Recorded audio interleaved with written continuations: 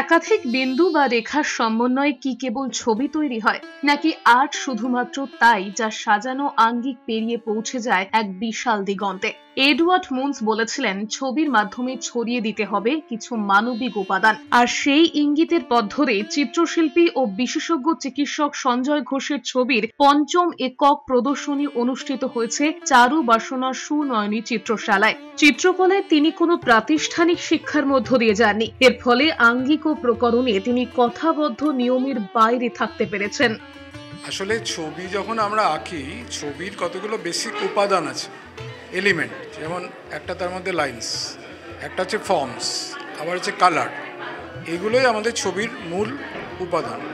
কিন্তু যদি এইগুলো দিয়ে তার বাইরে না বের করতে পারি ছবিটাকে, শুধু আমরা লাইন্স, ফর্মস বা কালারের মধ্যেই থাকি, ছবিটা কোনো জায়গায় বেরিয়ে গেল না, তাহলে আমার মনে হয় সেই ছবিটা সার্থক হয় না।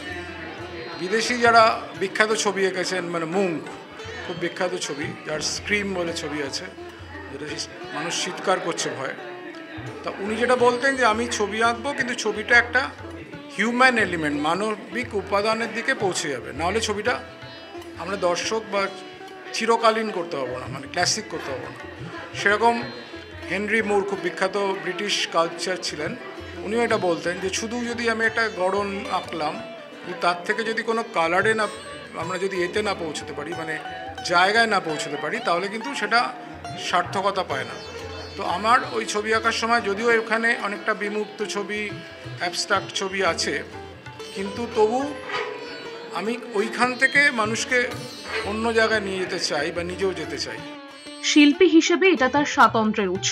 আলোচ্য প্রদর্শনীর সব ছবি মিলিয়ে তার একটি থিম বা মূল ভাবনা আছে, যার ভিত্তিতে প্রদর্শনীর শিরোনাম দিয়েছেন beyond the lines and forms.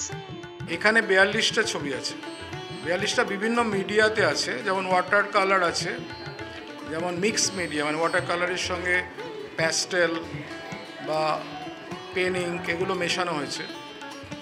কোনো ক্ষেত্রে আমরা হয়তো ক্যানভাস বোর্ডের ওপর অ্যাক্রিলিক পেন্ট, যেটা সিনথেটিক অ্যাক্রিলিক দিয়ে আমি কয়েকটা কাজ করেছি, সেরকম কিছু ছবি আছে।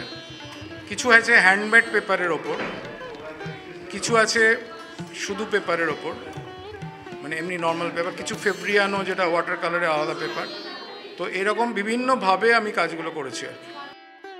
সঞ্জয় ঘোষ প্রথম একক চিত্র প্রদর্শনী করেন 1996 সালে। 42টি ছবি নিয়ে এই চিত্র প্রদর্শনী। অনুষ্ঠানে উপস্থিত ছিলেন যোগেন চৌধুরী, সমীরাইট, মৃণাল ঘোষ, তাপস কুনার সহ বিশিষ্টজনেরা।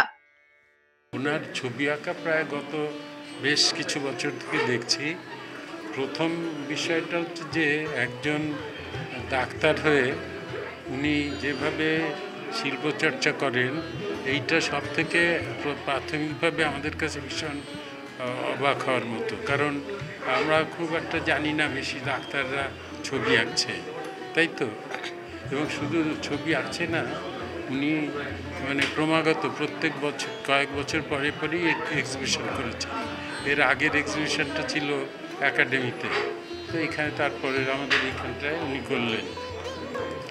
এখন ওনার একটা আগ্রহ আছে ছবি সৃষ্টি করা, শিল্প সৃষ্টি করার, রং, রেখা, ফর্ম এইসব নিয়ে।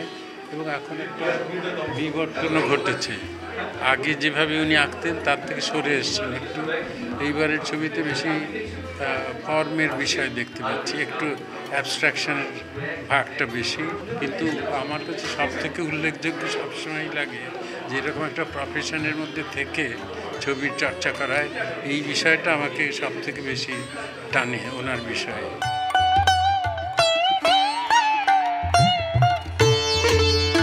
অসাধারণ লাগলো। ডক্টর সঞ্জয় ঘোষ অর্থাৎ প্রফেশনালি ডক্টর, কিন্তু ওর হৃদয়ে শিল্প রয়েছে, সেই জন্য সে অসাধারণ কবিতা লেখে, অসাধারণ গল্প লেখে, উপন্যাস লেখে, আবার অসাধারণ ছবি আঁকে।